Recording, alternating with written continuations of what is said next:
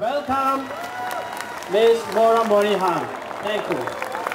Thank you, Pema. Tashidale! Burong Zen! Dalai Lama Zindabad! Free Tibet now! Free Tibet now!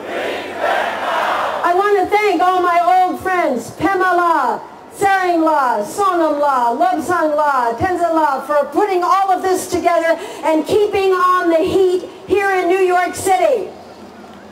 You've done a fantastic job.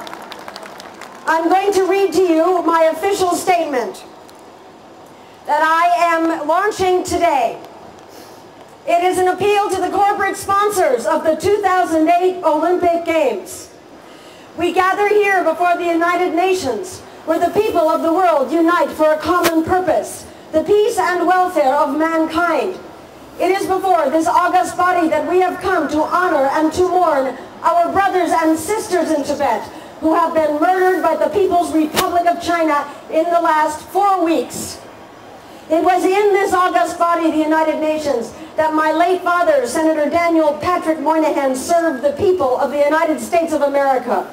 Before that, he served as the United States ambassador to India. It was there my family met the Tibetan refugees and His Holiness Dalai Lama and learned the ugly, the obscene truth of the Chinese Communist occupation of Tibet. From that time, we have never stopped supporting, marching, organizing, and writing on behalf of the people of Tibet, and we're not going to stop now. Not now. The people in Tibet have started a revolution, and we're not going to sit this one out, right? Free Tibet. In the past month, the Tibetan people inside Tibet have let out a cry of anguish. The Chinese government has met their cries as they always have for 6 decades, with the whip, the lash, the jackboot, and the knife. As we speak here before the United Nations today, the 6 million people in Tibet are silenced by de facto martial law. They have no recourse to action, to justice, or to safety. Fathers, mothers, children, monks, and nuns have been arrested, beaten, tortured, and killed, are being beaten, arrested, tortured, and killed as we speak. Pardon me. The People's Republic of China is waging a state-sponsored campaign of political repression and religious persecution executed with an alarming savagery in defiance of world opinion and the United Nations covenants to which China is a signatory and partner all 4 months before they host the International Olympic Games. It is an outrage. The Chinese government is trying to stop all photographs, testimony, and witness of their sadistic persecution of the Tibetan people from reaching those of us in the free world. For 6 decades they have succeeded. For 6 decades the Chinese government has tortured and murdered innocent men and women in the dark cells of their vast gulag. Until this moment they have escaped all censure, all consequence, all accountability. But in 4 months China will host the 2008 Olympic Games, and now the world is watching. For many years we have been told that China will never change, that China is unmoved by international opinion, that China has crushed Tibet and the story is over and we should give up. But the wave of outrage that drowned the Olympic torch is proof that the story is not over and Tibet has not been crushed. Pardon me. Sorry. Oh God, what is going on here? All right. China is petrified of showing the true face of its police state to the world. And China will never change if the people of the world stay silent. And if the people of the world do not speak and act for the Tibetans, the Uyghurs, for Chinese political prisoners, for all victims of China's police state, who will? Who will speak for the Tibetan people if we don't? The conduct of the People's Republic of China has outraged the conscience of mankind. China has shamefully violated the humanitarian ideals symbolized by the United Nations and by the Olympic Games. In sworn agreements to the International Olympic Committee, China promised liberty, transparency, and fair play to host the Games. All participants and sponsors of the 2008 Olympic Games must hold China accountable for its transgressions of these principles. We will hold them accountable.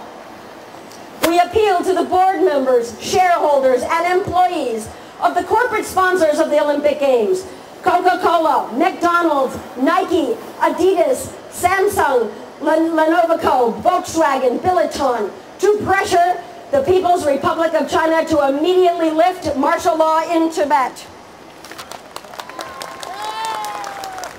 to cease and desist from torture and all cruel and inhuman treatment of the Tibetan people, to allow international journalists, diplomats, medical and humanitarian workers, and tourists full access to Tibet, and to cancel the Olympic torch relay through Tibet.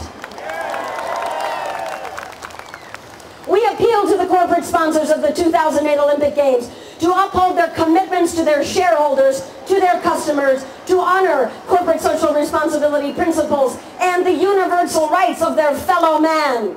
Should the corporate sponsors fail to honor these principles of justice symbolized by the Games, concerned citizens around the globe will boycott all of their products and services. No more Coca-Cola, no more McDonald's, no more Nike, no more Adidas. We know that the corporate sponsors will try to avoid conflict and will try to maintain the status quo. They have much to lose. They have invested millions upon millions in the Olympic Games. But their products and services must find customers before, during, and after the Olympic Games. Pardon me. Sorry about this. If they do not use their leverage with the Chinese government at this time of crisis and fear for the people of Tibet, then we, the free people of the free world, will hold them accountable for appeasement and complicity with a regime that tortures children and murders monks well beyond the 2008 Beijing Games. This is a decisive moment, not only for Tibet, but also for China. The world is watching and waiting for China to do the right thing. If the corporate sponsors, if the United Nations, if the heads of state of the world compel the Chinese government to cease and desist its military assault on the Tibetan people, to allow the international community full access to Tibet, and to meet with His Holiness the Dalai Lama, this will bring peace and understanding to the people of Tibet and to the people of China. This will be the ultimate victory of the Olympic Games. That will be the ultimate victory of the Olympic Games, is a free Tibet. And it will earn the corporate sponsors, all heads of state, international acclaim and honor. In his address to a Tibet rally in San Francisco, on April 8th, Archbishop Desmond Tutu said that the worldwide support for Tibet is proof, and I quote, "We live in a moral universe. We, the people of the world, have heard the people of Tibet cry, and we will not turn away, and we will not be silent. No tyranny was ever felled. No prisoner was ever rescued by silence." As the great 19th century American abolitionist Frederick Douglass once said, "Power concedes nothing without demand. It never did, and it never will." We will speak and act for our brothers and sisters in Tibet, because we live in a moral universe. Free Tibet now. Free Tibet now.